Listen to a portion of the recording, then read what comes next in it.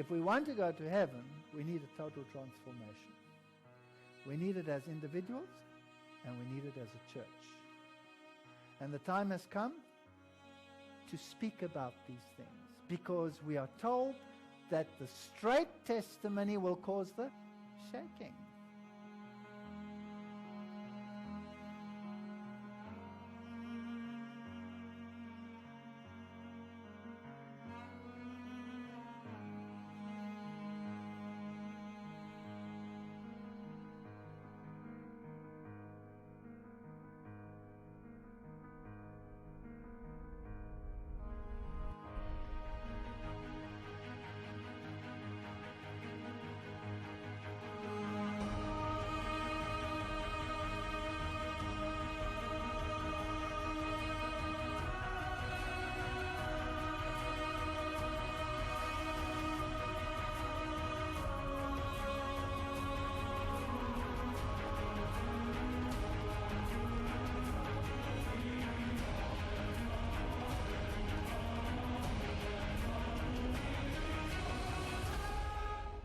We will have to have a total transformation.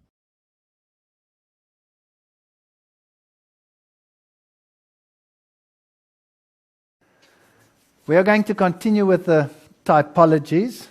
Nós vamos continuar com as tipologias. Remember that Agora, lembre-se que em Cádiz, os filhos de Israel não entraram por causa de incredulidade. Agora nós vamos para um outro período. Aqui está o nosso texto base.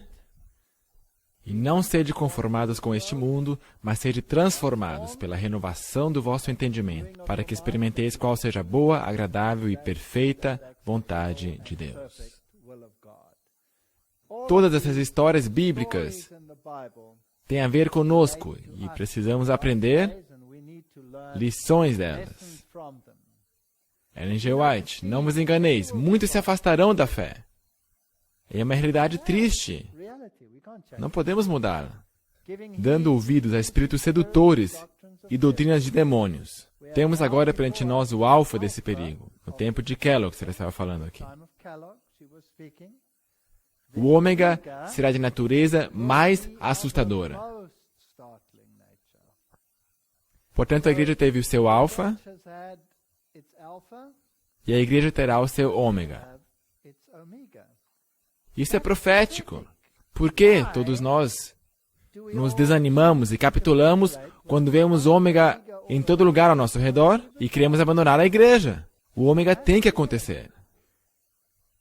O inimigo tem atuado sobre a mente de alguns, diz ela, e os levou a deturpar nossa experiência passada, misturando teorias errôneas com a verdade. Ele levou ministros e professores a entrelaçar nas suas doutrinas alguns conceitos agradáveis de sua própria invenção. Cada desvio da verdade, como a temos advogado no passado, é um rompimento com a verdade que foi confirmada pelo Espírito Santo e sobre a qual Deus colocou o seu selo. Tivemos tudo isso na igreja. Não deveríamos estar surpresos que existe isso. Não nos deveria alegrar, é claro. Mas não podemos mudá-lo. Quando eu vivia na casa de Carol Manor, Ellen White recebeu uma visão na qual ela parecia estar em companhia de muitas pessoas. Isso aí vem dos livros biográficos. Um dos sobrinhos da senhora White, uma pessoa desconhecida se adiantou e proclamou uma mensagem de advertência ao Dr. Paulson e ao Dr. Sadler, apelando para que rompessem os laços com o Dr. Kellogg e para se cuidarem de não contaminar sua experiência por meio de filosofias e vãs sutilezas. Desconectai-vos! Desconectai-vos! Esta é a minha mensagem, ela escrevera em uma carta aos médicos. O texto de sua carta era praticamente o mesmo que nas cartas destinadas aos irmãos Jones e Wagner, que agora estavam associados com o Dr. Kellogg em Battle Creek. Ou seja, mesmo grandes luzes que deram grandes mensagens da verdade podem se apagar. Não fixe o seu olhar em indivíduos. Eles podem se extinguir. O mensageiro que estava advertindo indicou que esses homens estavam em neblina, em um nevoeiro, inconscientes dos sentimentos sedutores no livro The Living Temple, o Templo Vivente, Esse foi um livro de Kellogg, com suas teorias panteístas. Ela citou 1 Timóteo 4:1, mas o Espírito expressamente diz que nos últimos tempos apostatarão alguns da fé, dando ouvidos a espíritos enganadores e a doutrinas de demônios. E ela acrescentou, temos agora perante nós o alfa desse perigo. O ômega será de natureza mais assustadora. E sabe, nós pensamos que não é possível. Não é só possível, é profético. Como vocês sabem, eu fui um dos delegados para o Congresso de Fé e Ciência que nossa igreja organizou para discutir o assunto da criação em 6 dias. Algumas das experiências que eu tive são simplesmente inacreditáveis. Inacreditáveis. Ouvimos todo tipo de doutrina estranha, de indivíduos em posições elevadíssimas, referências na igreja, de diretores de algumas das nossas principais faculdades e de outros cargos, os que você escolher. Você não vai acreditar que tais sentimentos possam existir dentro do adventismo. Panenteísmo, panteísmo, evolucionismo, tudo isso aí. Alguns membros estavam em lágrimas. Alguns estavam acusando-os. Era muito assustador. E algumas das grandes luzes que eu realmente apreciei no passado estavam se apagando. E é triste. E a uma certa altura eu chamei para um canto uma dessas grandes luzes. E eu chamei para o cantinho, sentei com ele na mesa e disse, o que está acontecendo com você? Você não era assim. O que aconteceu com você? Diga-me, o que aconteceu? Me diga, por que você iria querer transigir desse jeito? E ele olhou para mim, abaixou seus olhos. Ele disse, esse é o ômega. Ele sabia. Ele estava tão preso nessa armadilha que ele não conseguia se soltar desses laços. E é triste, não é? É tão triste. Ela também escreveu a Kellogg, as dificuldades que surgiram foram muito duras de ser contestadas e estão longe de estarem resolvidas. Um e outro, e ainda outro, me são apresentados como tendo sido levados a aceitar as agradáveis fábulas que significam a santificação do pecado. A santificação do pecado. Aqui está a chave do que vai acontecer no ômega. O pecado será santificado. Em qualquer uma de suas formas.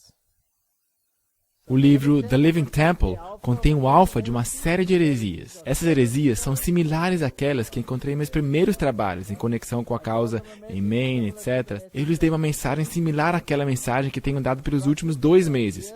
Eu fui instruída que as ideias que tinham aceitado eram nada mais que o alfa de um grande engano. Vai piorar. Então Deus disse, deixa-os. Eu fui proibida de falar com o Dr. Kellogg sobre o assunto, porque não era um assunto sobre o qual se fala. Eu fui instruída que certos sentimentos no livro The Living Temple eram alfa de uma longa lista de teorias enganosas. Portanto, não é somente uma coisa. É um espírito que penetra a igreja. Esses sentimentos tiveram seu efeito sobre o nosso povo por toda parte. Alguns acham que é estranho eu escrever, não enviem vossos filhos a Battle Creek. Uau! Fui instruída sobre o perigo das influências mundanas em Battle Creek. Escrevi centenas de páginas sobre o perigo de ter um hospital tão grande e de ajuntar tantas pessoas em um só lugar. Os jovens de Battle Creek estão em perigo. Entrarão em contato com um erro. Será que isso está acontecendo em nossas universidades modernas também? Será que não são do mesmo tamanho ou maiores ainda? Eu me sentei em uma de nossas grandes igrejas de universidade e eu vi as coisas mais estranhas. Corais vestidos com a insígnia IHS a seu serviço, por favor. Isis, Horus e Sete. E sermões sendo pregados que Pedro é a rocha, afinal de contas. E nossos púlpitos, já escutaram esses sermões? E piores, que eu nem quero mencionar. E me pergunto, como é que pode ser? Os nossos jovens em Battle Creek estão em perigo. Vão entrar em contato com o erro. Sabe, mesmo em nossas áreas mais conservadoras.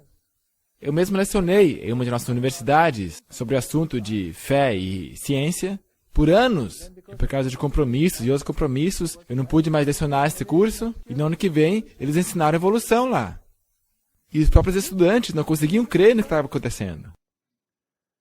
E alguns desses professores lá foram promovidos, agora são professores em nossas universidades de referência nos Estados Unidos. Algumas coisas fascinantes que essas pessoas ensinavam. Há alguns anos eu não pensei que se defrontariam com tais erros logo ali no sanatório, mas quando saiu o livro The Living Temple, e alguns de nossos pastores me disseram que ali não havia nada que eu não tenha ensinado por toda a minha vida, eu vi quão grande era o perigo. Nós temos estado em tão grande perigo. Satanás é um inimigo tão cruel. Se eu me lembro das heresias de Ford e todos esses ensinamentos. Claro, isso aí foi removido da igreja. Mas isso não deixou a igreja. Será que não está ainda dentro da igreja? E se nós damos uma olhada nas traduções modernas da Bíblia, que totalmente erradicam a passagem de Jesus do santo ao santíssimo, é simplesmente inacreditável. Eu estive na Austrália e ali eu escutei alguns desses sentimentos serem expressos. E havia debates pela rádio e Ford estava falando sobre essas coisas. E está tão claro na Bíblia que Jesus entrou no lugar santo e não no lugar santíssimo, porque ele entrou com o seu próprio sangue, não entrou? E não com sangue de bodes ou bezerros, mas com o seu próprio sangue. Então, certamente, ele não podia ter feito o serviço no santo antes de vir à terra. Ou poderia? Porque ele ainda não tinha esse sangue. Portanto, o serviço no lugar santo só poderia ter começado depois desse sacrifício. Isso quer dizer que, num estágio mais avançado, ele deveria entrar no lugar santíssimo. E nós temos a profecia das 2.300 tardes e manhãs, que nos mostram quando esse evento aconteceu. E se não temos essa doutrina, não temos nada. E se você sacrifica essa doutrina, a Igreja Adventista torna-se simplesmente mais uma denominação. Não somos simplesmente mais uma denominação, mais uma igreja. Somos um movimento proclamando, anunciando que o tempo do seu juízo chegou. Isso começou em 1844, e é isso que torna a Igreja Adventista especial, a separa das outras, e é por isso que Satanás odeia essa doutrina, porque ele quer que façamos parte da sopa. Nós não somos sopa, somos adventistas, adventistas do sétimo dia. Entraram em contato com o erro. Há alguns anos eu não pensava que haveria esse erro lá. E ainda mais, logo ali no sanatório, no centro médico. Mas quando saiu o livro The Living Temple, alguns pastores disseram que ele não havia nada. Essa é a história de nossa vida. O inimigo das almas tem procurado introduzir a suposição de que uma grande reforma devia efetuar-se entre os adventistas do sétimo dia e que esta reforma consistiria em renunciar às doutrinas que se ergueram como pilares de nossa fé e empenhar-se no processo de reorganização. Nós já vimos isso, sim ou não? Infelizmente, sim. A mensagem dos 3 anjos. Você não pode aparecer com uma doutrina assim. Cria divisão. Insulta as pessoas. É contra a lei. É uma fala de ódio. Você já viu essas coisas?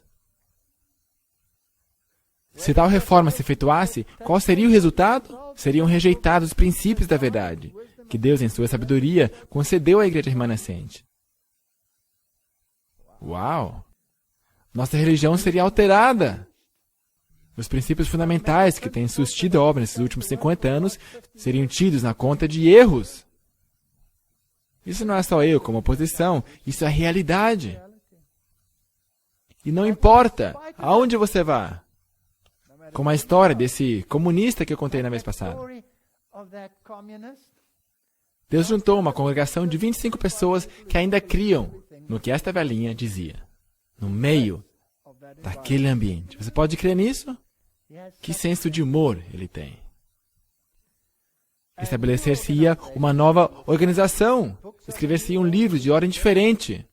Eu visitei uma grande casa publicadora, cruzando a fronteira aqui.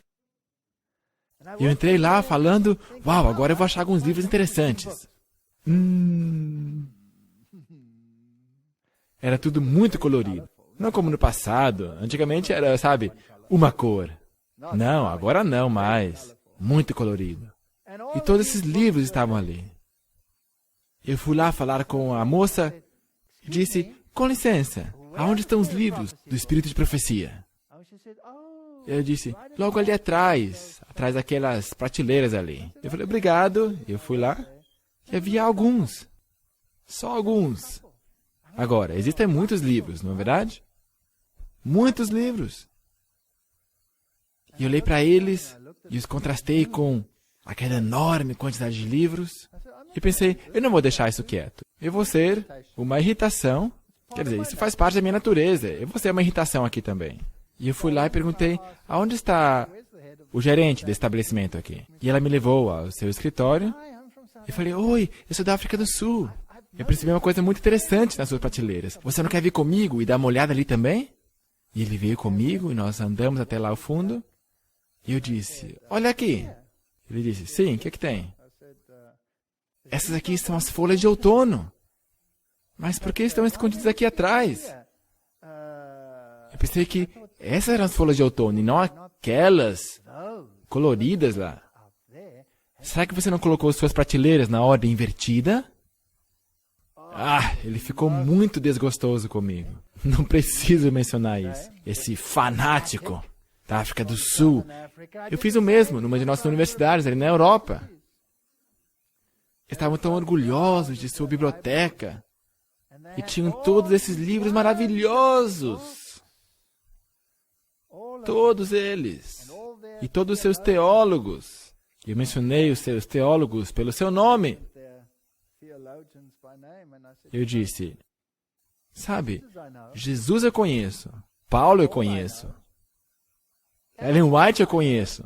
Mas quem que é esse camarada Barth aqui? Eles tinham fileiras e prateleiras da autoria de Barth, comentando sobre Karl Barth. Mas Espírito de Profecia? Quem que é esse camarada Barth aqui? Eles também não gostaram dessa. Os princípios fundamentais que têm sustido a obra nesses últimos 50 anos seriam tidos na conta de erros. Eu recebo telefonema após telefonema e telefonemas. Você não vai falar sobre isso ou aquilo lá? Felizmente eu sou um pouco surdo de um ouvido. Introduzir-se-ia um sistema de filosofia intelectual. Os fundadores desse sistema iriam às cidades, realizando uma obra maravilhosa. O sábado seria naturalmente menosprezado, como também o Deus que o criou. Coisa alguma se permitiria opor-se ao novo movimento. Nós vamos falar um pouco mais sobre isso depois. Ensinariam os líderes a ser a virtude melhor do que o vício. Mas removido Deus, colocariam sua confiança no poder humano, o qual, sem Deus, nada vale. Seus alicerces se fundariam na areia, e os vendavais e tempestades derribariam a estrutura. Vai acontecer, é profético. Se não acontece na sua igreja, encontre uma na qual isso acontece. Essa é a única solução.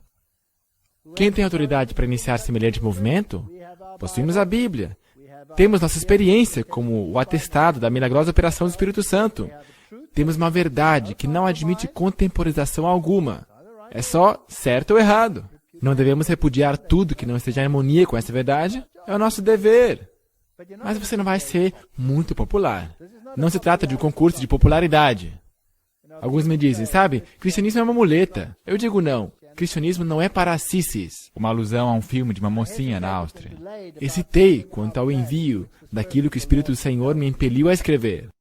Ela mesma não queria escrever isso. Ui, não posso escrever isso. Eu não queria ser compelida a apresentar a influência desencaminhadora desses sofismas, mas na providência de Deus, os erros que se têm insinuado têm de ser combatidos. É o nosso dever. Esse é o nosso trabalho. Os fatos relativos a Coré e seus companheiros, os quais se rebelaram contra Moisés e Arão e contra Jeová, acham-se registrados para servirem de advertência ao povo de Deus, especialmente os que vivem na terra perto do fim do tempo. Portanto, precisamos estudar essa tipologia. E se nós permanecemos dentro das fronteiras do Espírito de Profecia e da Bíblia, estamos em terra firme. Ela disse, estudem-no. Identifique qual é o erro e veja se consegue combatê-lo. É para isso que Deus nos deu esses exemplos. Satanás tem levado pessoas a imitarem o exemplo de Coré, Datã e Abirão. Nós temos isso na igreja. E é interessante que nós temos aí um aspecto religioso e um aspecto político. Porque Coré era o que queria ser o líder espiritual, o sumo sacerdote, e os outros representavam mais o aspecto diplomático político. E queriam formar esta coligação na liderança, como uma organização de igreja e Estado. Brilhante! Será que temos algo como isso em nossa igreja hoje? Em suscitar rebelião entre o povo de Deus. Os que se permitem levantar-se em oposição ao claro testemunho enganam-se a si mesmos. E tem realmente pensado que aqueles sobre os quais Deus colocou o encargo de sua obra eram exaltados acima do povo de Deus e que seus conselhos e reprovações eram indesejados. Tem se erguido em oposição ao franco testemunho que Deus queria que dessem em reprovação aos males existentes entre o povo de Deus. Eu equilibro essas palestras com outras palestras como a intitulada Sou eu o guardador do meu irmão? Essa aí também vai vir. Sempre há dois lados de uma história. Muitos, por algum tempo, ficaram indecisos quanto a fazer um completo sacrifício de todos esses artigos prejudiciais ou rejeitar o positivo testemunho apresentado, cedendo aos clamores do apetite. Assumir uma atitude indecisa. Há muitos sentados sobre o muro nesse mundo. Essa decisão tremenda ergueu desde logo um muro de separação entre eles e os que se empenhavam em purificar-se, como Deus ordena, de toda imundícia da carne e do espírito. Toda a sua vida espiritual é todo um sistema complexo e interligado. Diziam que o povo estava com a razão e que os testemunhos reprovadores é que causavam a dificuldade. Sim, eles ali estão tudo bem. Eu tive algumas experiências interessantes com Amazing Discoveries. Amazing Discoveries não é o ministério mais popular debaixo do sol, mas eu permaneci com eles. Porque eu creio que é o seu desejo sincero divulgar a mensagem de Deus para o tempo do fim. E eu sei que eles não estão se enriquecendo a si mesmos. De nenhuma forma. É um trabalho de muito sacrifício. E me chamaram a atenção, e as pessoas me disseram, sabe, por que você não se afasta, por favor, deles?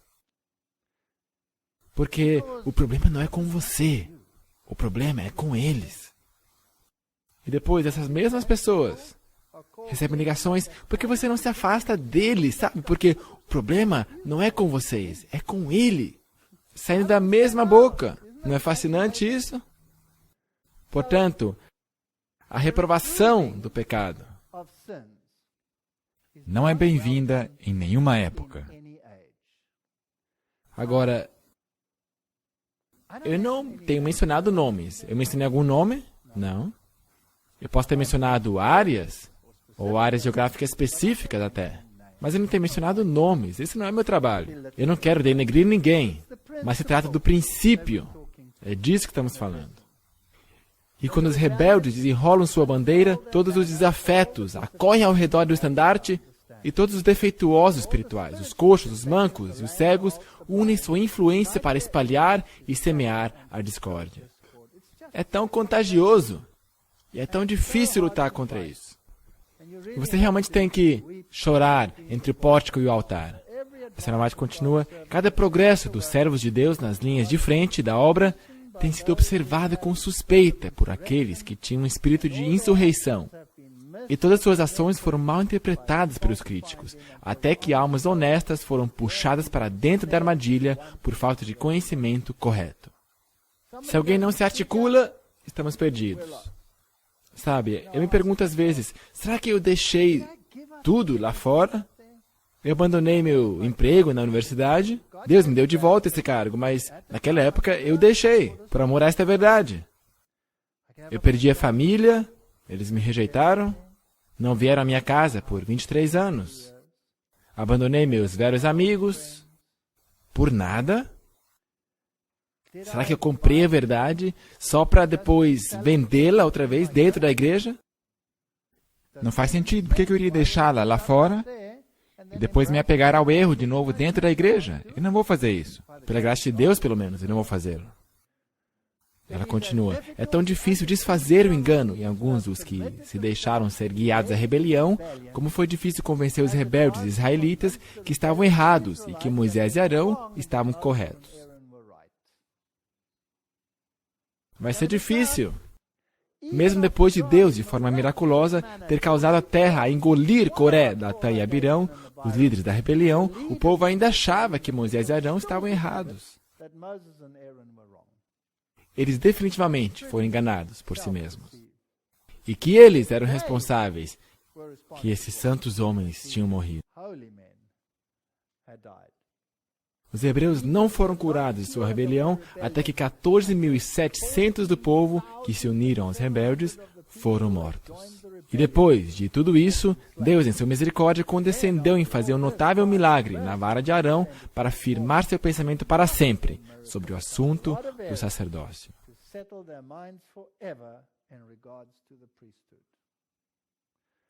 Portanto, esse é um paralelo fantástico. A Senhora White escreve em Manuscript Releases, número 9, eu me pergunto se a rebelião genuína é de fato curável. Estudem, patriarcas e profetas, sobre a rebelião de Coré, Datã e Abirão. Esta rebelião foi ampla, incluindo mais do que 2 homens. Foi liderada por 250 príncipes da congregação, homens de renome.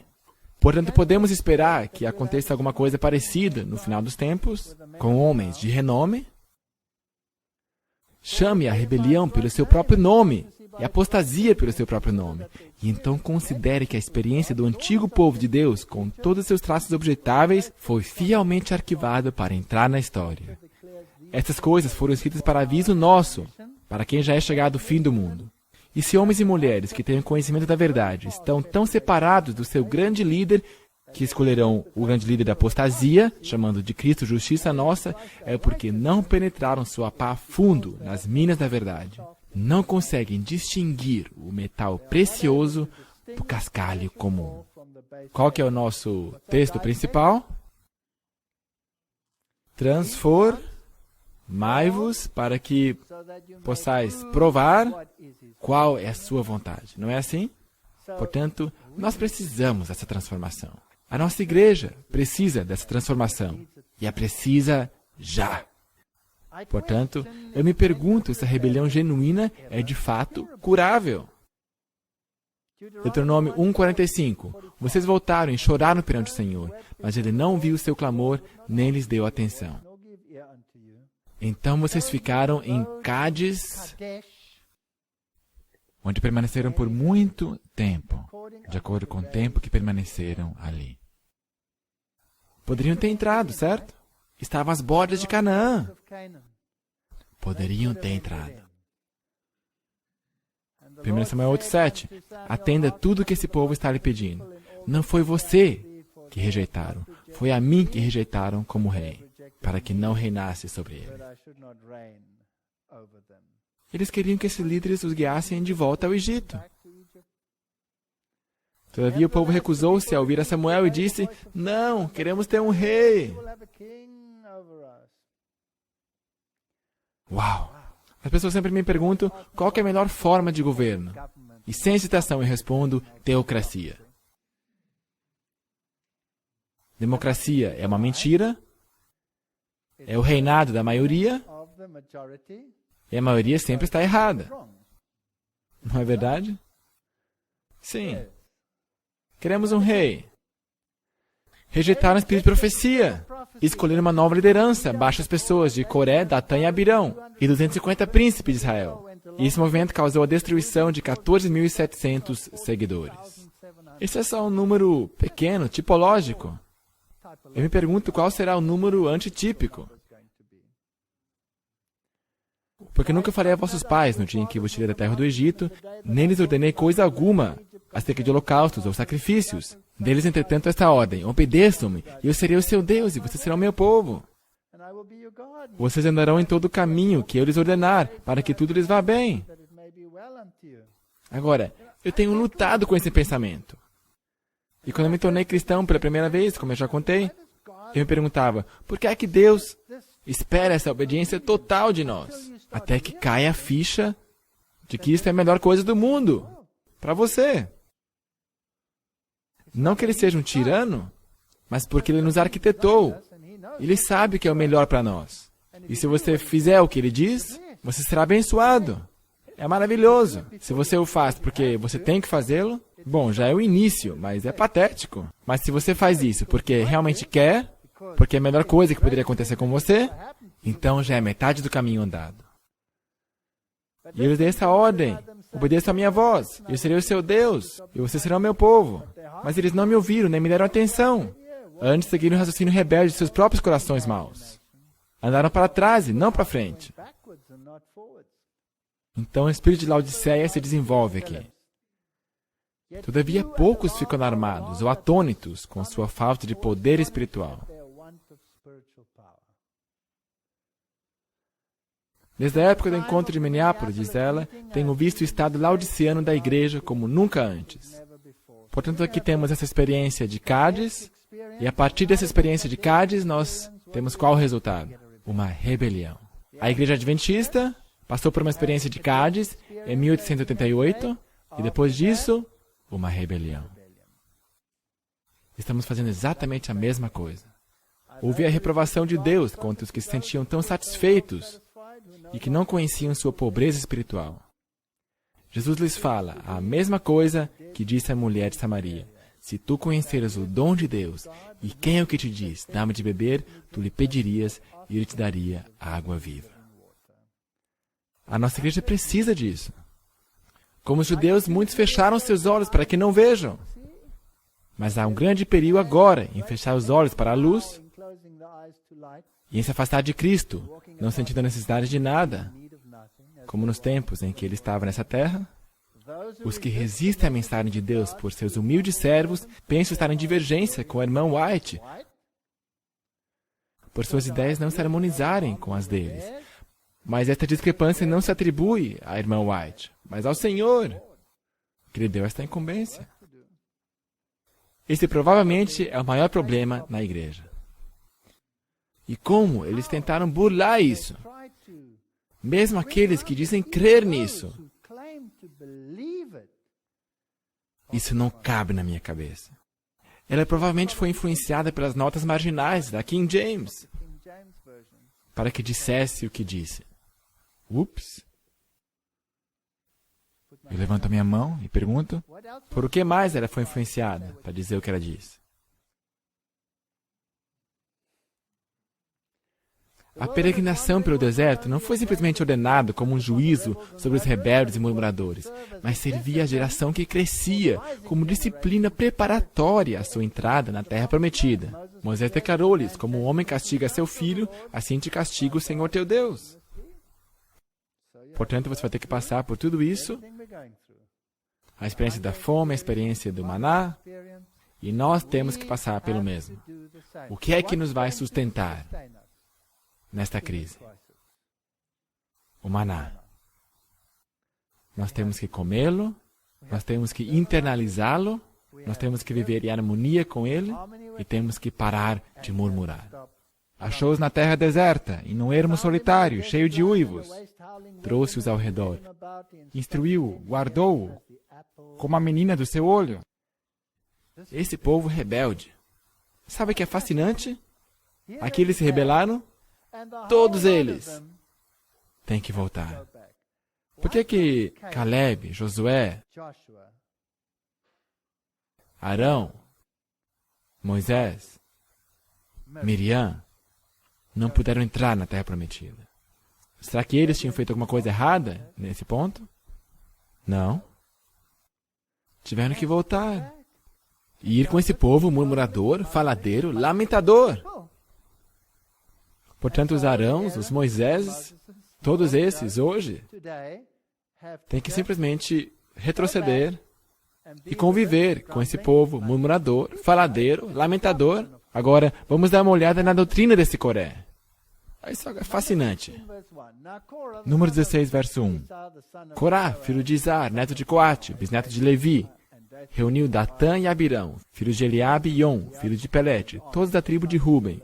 Agora, por que você acha que ele dá a genealogia? Porque no segundo mandamento diz, até os filhos da terceira e quarta geração. Nós vamos falar sobre isso mais tarde, vai ficar muito interessante. E se insurgiram contra Moisés. Com eles estavam 250 israelitas, líderes famosos na comunidade e homens de renome. Você acha que isso aqui também foi escrito para advertência nossa? E quando alguns veem isso, as pessoas me dizem que vão abandonar a igreja. Moisés nunca deixou a igreja. Eles se juntaram contra Moisés e Arão e eles disseram, vocês têm muita pretensão. A Assembleia toda é santa. Aqui está um dos problemas. Cada um deles é santo, e o Senhor está no meio deles. Então por que vocês se colocam acima da Assembleia do Senhor? Por que o Senhor somente falaria por você? Ele pode falar por mim também. Deus pode me mostrar que eu devo fazer isso e aquilo. Será que escutamos isso também na igreja? Santos versus pecadores.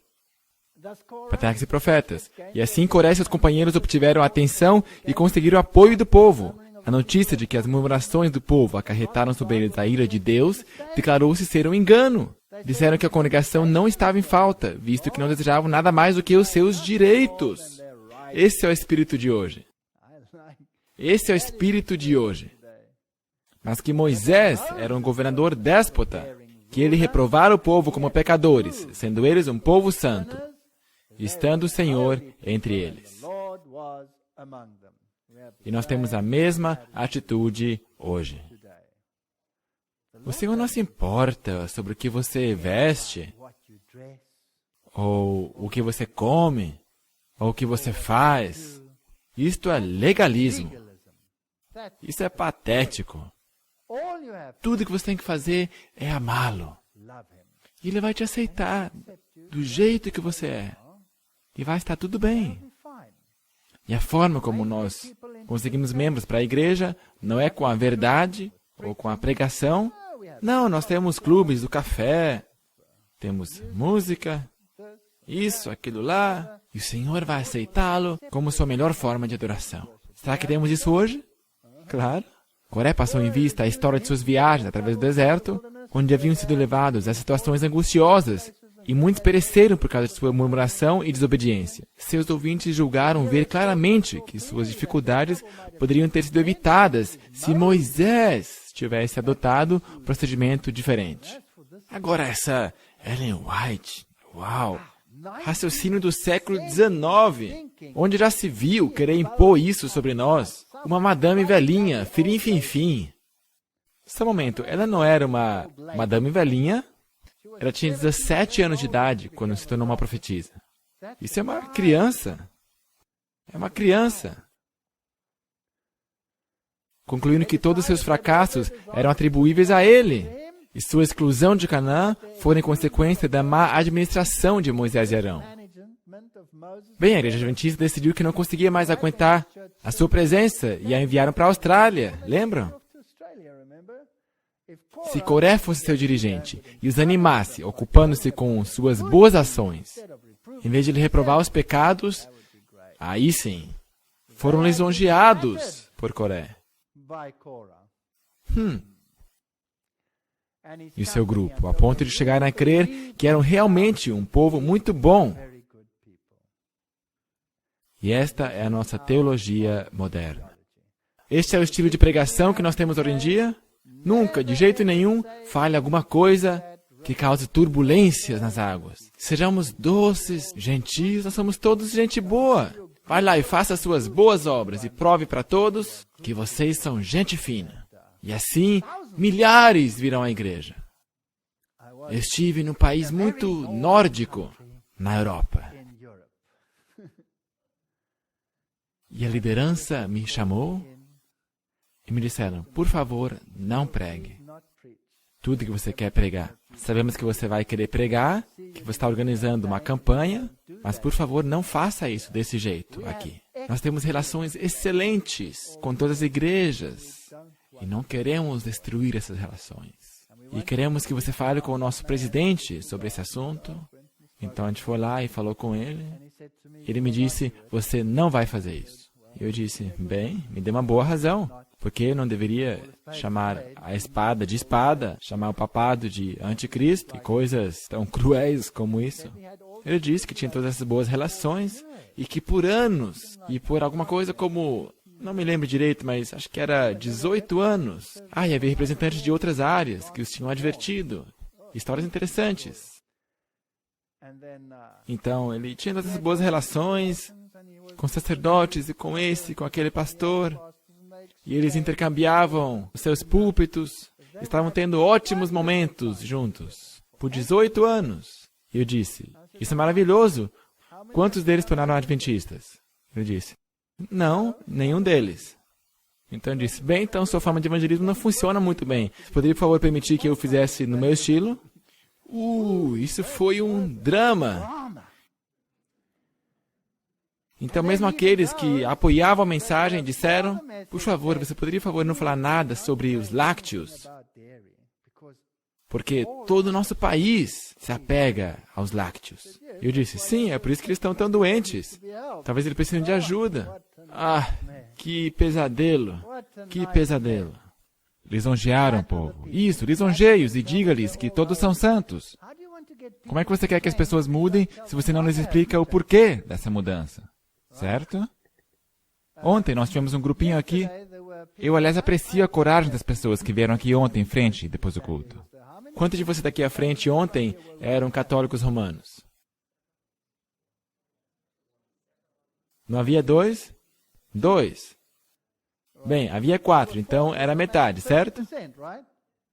50% eram católicos romanos. Me dizem que você não pode falar o que você fala, porque vai ofender os católicos. Não, os 2 aqui ontem provaram que isso muda os católicos. Um sacerdote católico romano me telefonou, ele me disse, obrigado por sua mensagem. Eu não sou mais um sacerdote católico romano. Ele, na verdade, disse, obrigado por me libertar dessas correntes que me amarravam. Não é lindo isso? Será que eu odeio os católicos romanos porque eu prego essa mensagem? Pelo contrário. Se eu os odiasse, eu iria ficar calado. Não diga nada. Tinham alimentado carinhosamente a esperança de que uma nova ordem de coisas estivesse prestes a estabelecer-se, na qual a reprovação seria substituída pelo louvor. Isso é poderoso. E ansiedade e conflito pela comodidade.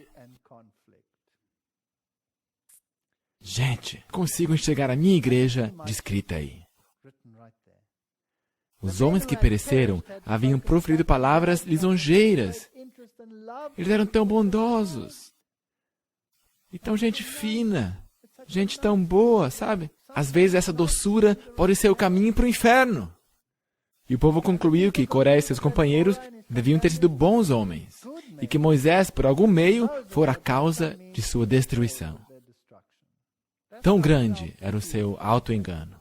Assim, depois de 1888, Satanás introduziu extremos ao movimento do Advento, para contrafazer a mensagem da justiça pela fé. E tivemos o movimento da carne santa. Não importa o que você faça no seu corpo, não importa. Se você pratica fornicação, o que você come, a comida é para o estômago é para a comida. Tudo isso aí já aconteceu na igreja adventista. No estágio inicial e também estará no estágio final. Toda congregação é santa.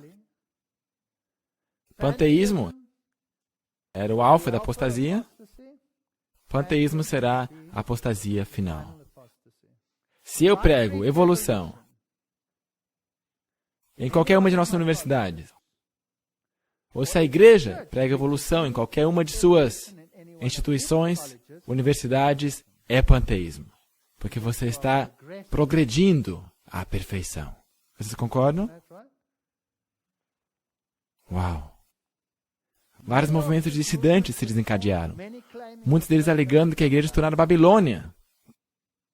Todas essas coisas. Não responsabilize a Deus por isso. Talvez tenhamos de permanecer muitos anos mais nesse mundo, por causa de insubordinação, como aconteceu com os filhos de Israel. Mas por amor de Cristo, o seu povo não deve acrescentar pecado a pecado, responsabilizando a Deus pela consequência de seu próprio procedimento errado. Podemos apressar o dia. Ela diz, dando o evangelho ao mundo, está em nosso poder apressar a volta de nosso Senhor. O ponto é, os seus inimigos zombaram deles. Números 14. Moisés disse ao Senhor, então os egípcios ouvirão que, pelo teu poder, fizeste esse povo sair dentre eles, e falarão disso aos habitantes da terra. E ouvirão que tu, ó Senhor, estás com este povo, e que te veem face a face, Senhor. E que a tua nuvem paira sobre eles, e que vais adiante deles. Numa coluna de nuvem de dia, e numa coluna de fogo de noite.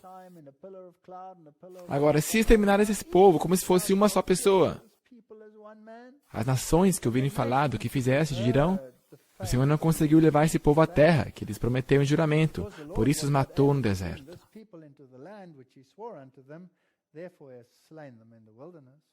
Nós temos tornado um provérbio. Não somos admirados. O povo de Deus não é admirado, como deveria ser. Somos simplesmente mais um membro ecumênico.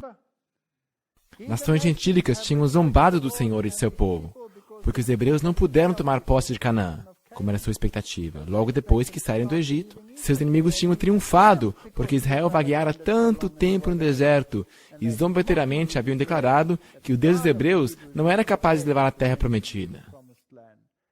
Será que eles zombaram dos Adventistas do sétimo dia? Eu recebo deles páginas, eu recebo pacotes, desse jeito. E tudo sobre Ellen White, que falsa profetisa ela é. Vocês já viram esses pacotes e um monte de coisas? Na verdade, eu os leio, porque eu faço evangelismo, tenho que saber responder essas coisas. Que ignorância total. E Satanás o empilhou contra essa igreja. E apesar disso, ele está perdendo almas. Portanto, quem realmente está no controle? Deus está no controle. O Senhor manifestará agora de maneira assinalada o seu poder e favor, e os inimigos destes não mais os podiam reprovar, quando eles vieram outra vez. Deuteronômio 2:1. Depois viramo-nos e caminhamos ao deserto, caminho do Mar Vermelho, como o Senhor me tinha dito, e muitos dias rodeamos o monte Seir. Assim se acendeu a ira do Senhor contra Israel, e fez-os andar errantes pelo deserto 40 anos, até que se consumiu toda aquela geração. E aqueles muitos dias, na verdade, foram 38 anos. 38 anos. E os dias que caminhamos, desde Cades Barnea até passamos o ribeiro do Zered, foram 38 anos, até que toda aquela geração dos homens de guerra se consumiu no meio do arraial, como o Senhor lhes jurara. Agora vamos dar um pulo lá em Jeremias. Quando é que esse profeta está vivendo? Na época do segundo cerco de Babilônia. Jeremias 7. Porque nunca falei a vossos pais no dia em que eu tirei a terra do Egito, nem lhes ordenei coisa alguma acerca de holocaustos ou sacrifícios. Mas isso lhes ordenei, dizendo, dai ouvidos à minha voz, e eu serei o vosso Deus, e vós sereis o meu povo, e andai em todos os caminhos que eu vos mandar, para que vos vá bem. Mas não ouviram, nem inclinaram seus ouvidos, mas andaram nos seus próprios conselhos, no propósito do seu coração malvado, e andaram para trás, e não para diante.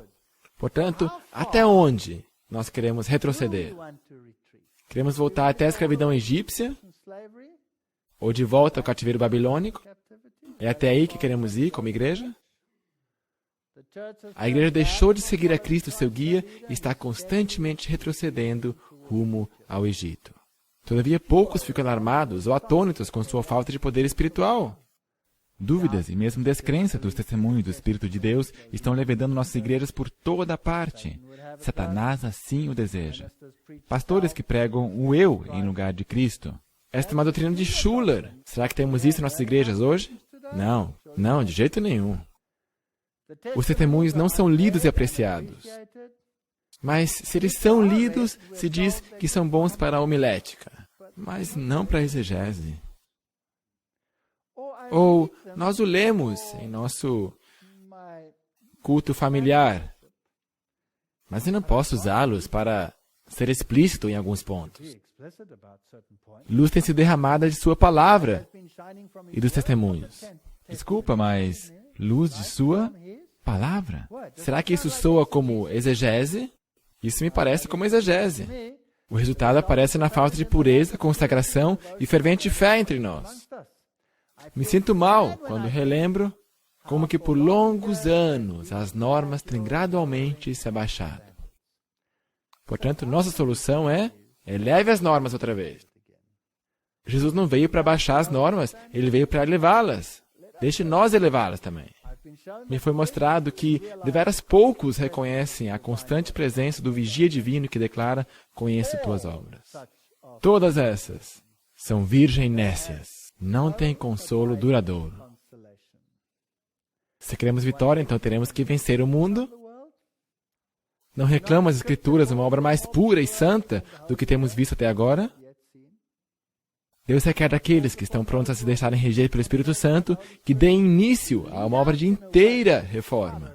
Temos um pequeno grupo aí, está aí o seu dever. Comece nos seus lares, comece aqui. Comece aqui. Seja um exemplo. Seja bondoso. Seja generoso. Seja amoroso. Nosso povo acorria a seus postos, atendendo a chamada de Deus. Eles virão.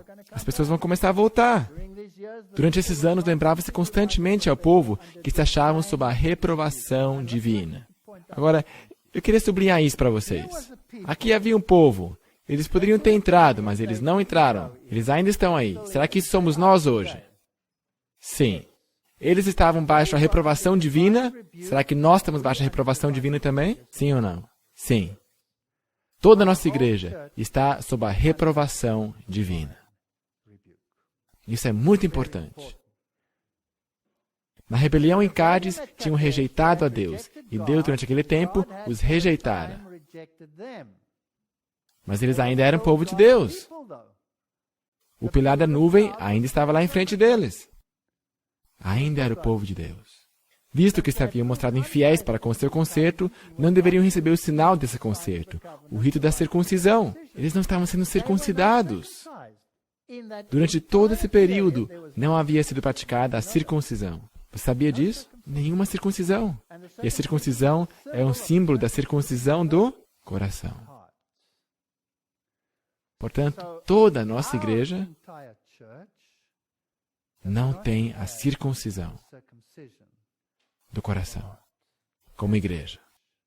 Estavam proibidos de praticar o ritual. Seu desejo de voltar à terra de escravidão mostrara serem eles indignos da liberdade.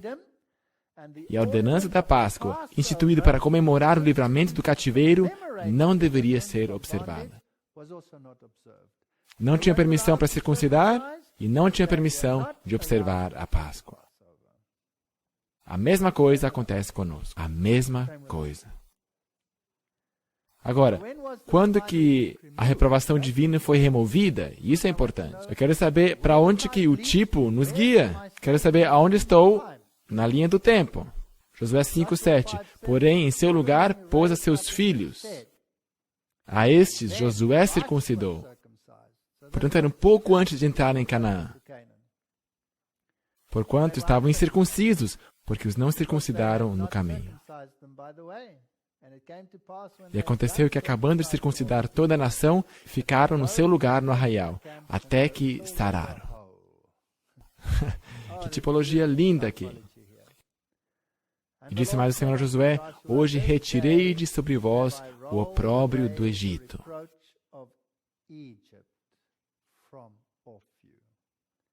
Será que nós temos o opróbrio do Egito sobre nós? Sim. E os filhos de Israel se acamparam em Gilgal e celebraram a Páscoa. No dia 14 do mês, à tarde, nas campinas de Jericó. Portanto, quando foi removida a censura divina? justo antes de entrarem em Canaã. Já se ouve o estrondo. Será que isso vai ser em breve? Sim. Sabe, eu tenho perguntado, Senhor, por que não existe poder na tua igreja? Agora, eu já passei por experiências marcantes, como Mark Woodman, 35 anos de idade, fazendo tudo corretamente, morrendo em frente de seus olhos, se dissipando, orando, sendo ungido, fazendo tudo que é possível nos esforços humanos. Não, ele bateu as botas. E não sei quantos de vocês se perguntam, Senhor, aonde estão os dias quando derramavas o teu Espírito e as pessoas eram curadas? Na igreja adventista, bem no começo, havia curas milagrosas, sim ou não? Sim. Não acontece mais hoje. Eu conheço pessoas que foram curadas. Eu também conheço. Não é como se eu não soubesse de nada. Mesmo curas milagrosas, alguns deles eu conheço bem de perto. Alguns que tinham melanomas nos seus rostos continuavam orando enquanto seu rosto estava desse jeito. E os cirurgiões estavam esperando. E ele falava, não, eu tenho que fazer meu dever para com Deus e depois vocês podem cortar isso. Enquanto orava, sumiu. Eu conheço alguém que aconteceu isso. Portanto, eu sei de coisas milagrosas que aconteceram. Mas falando de forma geral, é como se estivéssemos sem poder. Você já percebeu isso? Estamos baixo a reprovação divina. Esta é a resposta. A pedra do escândalo, do opróbrio, ainda não foi removida de nós, mas está por vir. A pequena distância do Jordão, os hebreus fizeram seu primeiro acampamento em Canaã. Ali Josué circuncidou aos filhos de Israel. A pequena distância do Jordão. Eu creio que é uma pequena distância do Jordão. E ali acamparam. O rito da circuncisão foi levado a efeito em todo o povo nascido no deserto. Se você não passou por uma experiência no deserto com Deus, você não vai receber o direito de circuncisão. Se você não se sente disciplinado por Deus, você não é seu filho. Portanto, se as coisas andam ruim, uma vez eu comecei um sermão assim, como é que vocês estão esta manhã? Estamos todos bem? Ai, posso voltar para casa. Estamos todos na igreja errada. A experiência tem que ser amarga. É claro, você tem os seus bons dias também, mas, de forma geral, não é fácil. Circuncisão é um sinal de remoção de pecados do coração, um selo da justiça pela fé. Se você não aceita a justificação pela fé, se você pensa que essa censura pode ser removida por nossas obras, você está no caminho errado. Não é o perfeccionismo e nem qualquer outro barulho que vai remover a censura divina. Uma mudança do coração. Aí está o ponto. Mas é judeu quem o é no interior. E a circuncisão aqui é do coração, no espírito, não da letra, cujo louvor não provém dos homens, mas de Deus. Como diz Ellen White, não diga que você é perfeito. Deixe Deus escrevê-lo, se Ele o quiser. Mas nós nunca deveríamos pronunciar essas palavras. Nós sempre deveríamos nos sentir com os pecadores. Nos lembrando que não passamos de pó. Nós somos melhores do que ninguém. E recebeu o sinal da circuncisão, selo da justiça da fé, quando estava na incircuncisão, para que fosse pai de todos os que creem, estando eles também na incircuncisão, a fim de que também a justiça lhe seja imputada. Se nós não aceitamos a nossa condição, e se não aceitamos que somente Cristo pode nos salvar, não vamos recebê-la. Estamos baixo a mesma condenação, e a pedra do tropeço será rolada para trás somente quando cruzarmos o Jordão. Irmãos e irmãs, estamos perto. E aqui estão as boas notícias. Eles não foram rejeitados. Simplesmente estavam baixo a repreensão divina. Nós não somos rejeitados. Apocalipse 3:19, eu repreendo e castigo a todos quanto amo. Sê, pois, zeloso e arrepende-te. É isso. Aí está o X da questão. Não existe jeito fácil chegar lá. Vi que essa incredulidade com relação a testemunhos é um grande problema. Foi mostrado que presentemente estamos sob tolerância divina. Será que o que estou dizendo é bíblico? É endossado pelo Espírito de Profecia? Sim ou não? Sim. E alguém pode dizer, não é verdade, vem cá e veja o poder que nós temos como igreja e, eu não quero estar exposto a esses ruídos. Eu quero saber, você tem uma relação pessoal com Deus ou não? O desagrado do Senhor está sobre nós por nossa negligência diante das solenes responsabilidades. Suas bênçãos têm sido retidas por causa dos testemunhos negligenciados por aqueles que professam crer neles. Isso é muito sério. Ou seja, se líderes na igreja começam a nos dizer que não podemos usar os testemunhos para certas coisas, então estamos em uma triste condição. Ou se pessoas dizem, isso foi para o século passado. Que ocorra um despertamento religioso. Os anjos de Deus estão indo de igreja a igreja, cumprindo o seu dever. E Cristo está batendo a porta de nosso coração, solicitando entrada. Mas os meios designados por Deus para despertar a igreja quanto à realidade de sua pobreza espiritual não têm sido considerados. Precisamos passar por uma transformação total. Como, porém, se fará a reprovação? Responda o apóstolo, com toda longanimidade e doutrina. Nós temos isso aí de nosso lado.